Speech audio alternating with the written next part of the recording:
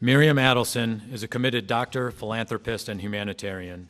She has practiced internal and emergency medicine, studied and specialized in the disease of narcotic addiction, and founded 2 research centers committed to fighting substance abuse. She and her husband, Sheldon, also established the Adelson Medical Research Foundation, which supports research to prevent, reduce, or eliminate disabling and life-threatening illness. As a committed member of the American Jewish community, she has supported Jewish schools, Holocaust memorial organizations, Friends of the Israel Defense Forces, and Birthright Israel, among other causes. The United States is proud to recognize Dr. Adelson for an incredible career and record of service to her community and the country. If you want to see what being worth some $35 to $40 billion gets you, it's this.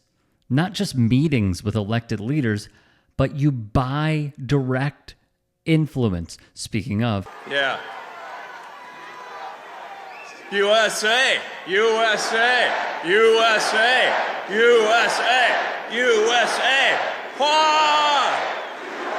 Yes. The practice of buying politicians and even votes is so blatant at this point that NFL owners don't want to pick them up because they don't want to get a nasty tweet from Donald Trump. Do you believe that? The power of the top 1% is heavily in favor of a Trump presidency. From their blacklisting of a certain athlete, our policy is that you stand at the anthem, toe on the line, to their support behind the scenes in the form of campaign donations. I know he does things or says things that sometimes, he doesn't mean everything. It's clear he has their unwavering support in the National Football League, but the number one job in America, the point of person, is someone who doesn't understand the people and really don't give a about the people. What about pro basketball? And I'll tell you what, if I were ever, I'd be the greatest women's basketball coach in history.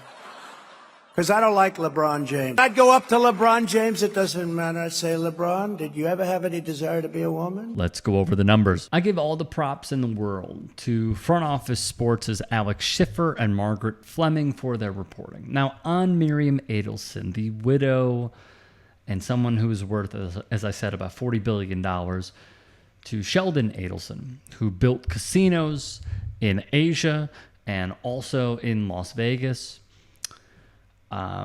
She bought controlling interest at the Dallas Mavericks from Mark Cuban this past year. Now, Cuban still owns about 27% and oversees basketball operations, but have no doubt it is Miriam Adelson's team.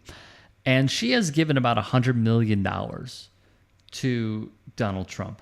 But let's go over more sports owners and their donations to certain causes and certain people on the political aisle. I've got 45,000 employees out there that we've had to furlough. We've got to get back to work. It's kind of something that you realize is you're doing your people a favor if you get them furloughed first, because they're the first to the unemployment line. This man, Tillman Fertitta, owns the Houston Rockets. So Fertitta has given $420,000 to super PACs that associate and back a Trump presidency.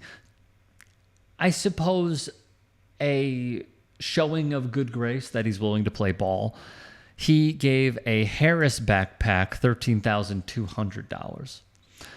David Blitzer, the owner of the 76ers, gave to former South Carolina Governor Nimrata Nikki Haley. When she did not last, surprisingly, he gave to Harris, showing that there is still that contingent of folks who do not want to support Donald Trump and will go against him if they can't get the Republican of their choice. It should be no surprise the Orlando Magic, owned by the DeVos family, meaning, yes, Betsy DeVos, who goes in the House chamber and rants and raves about bears on why we should allow firearms in classrooms. Insane line of thinking. They have given $12 million to Republican politicians and causes in this election cycle. Straight from Front Office Sports, because this is very important to understand. So the Wizards, Mystics, and Caps are owned by Ted Leonsis, and he has donated to both sides of the aisle. He gave about $50,000 to a Harris PAC, in addition to two $3,300 donations, but also has supported Republican Senate candidates, a candidate and former Maryland Governor Larry Hogan. And the reason, as they put it, Ted Leonsis needs local political support given the history of threatening to move his teams to Virginia and Maryland. Now, the owner of the Indiana Pacers and Fever, Herb Simon, per Forbes, has a net worth of over $5 billion. He has shown to be a Dem heavy hitter, giving $100,000 to a Harris PAC and over $1,100 to in-state races. For a state like Indiana, that is huge. It's huge. Glenn Taylor, meanwhile, the opposite, the complete inverse. He is despised, by the way, in Minnesota. We have seen so many former athletes, mainly with the Minnesota Timberwolves and the big ticket Kevin Garnett, go against Glenn Taylor. We have also learned through in-game protests of the alleged business practices or lack thereof that his corporations go forward with. Nonetheless, he's worth over $2 billion he gave to Nikki Haley, and that's it thus far. In the NFL, though, far different story. Rob Walton, the Walmart people. In this election cycle, he is in the top 20 donors for Republican donations, where he's given over $20 million to them. The Glazer family is surprisingly split, considering that we saw Trump hold rallies outside of, or it could be in, Raymond James Stadium. They are split as a family. Oh, by the way, they also own the Tampa Bay Buccaneers. They own the Buccaneers, and Manchester United, though they are despised in Manchester because of also business practices. Avram Glazer has given to Dems, his brother Edward, Republicans, and only Republicans, it appears. Jets owner Woody Johnson, it should be absolutely no surprise. After he served and failed as ambassador to the UK, there were all of those serious allegations of racism and misogyny that came about. He served in the Trump cabinet, and he's giving to Trump again, along to with Republicans. In the Senate, Front Office Sports has turned to Ohio, where the Haslams and Mike Brown are giving tons of cash to Bernie Moreno in an attempt to unseat Sherrod Brown.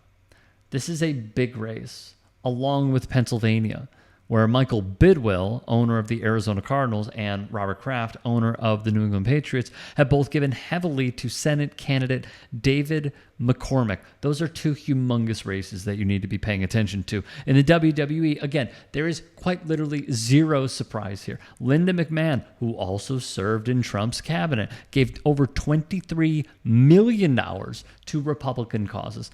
And just a quick wraparound, Pat and Shirley Ryan of Northwestern University, up the street there in Evanston, gave over $2 million to Republicans. The owner of the LA Kings, Philip Anschultz, Republicans. Ken Griffin, the major player behind U.S. soccer, worth so much freaking money, Republicans. And Dana White, I don't really need to say more. Here is what I will conclude with, though. And I know that there might be some, getting away from the message, but we really need to understand we should not be doing these stories. We shouldn't. People should not be buying influence. They should not be currying favors. They should not be saying, I will give you money if you carry out certain legislation for me. And that's not even just to the presidency, but also when we talk about in-state races and DC races. This is the direct influence of money in politics.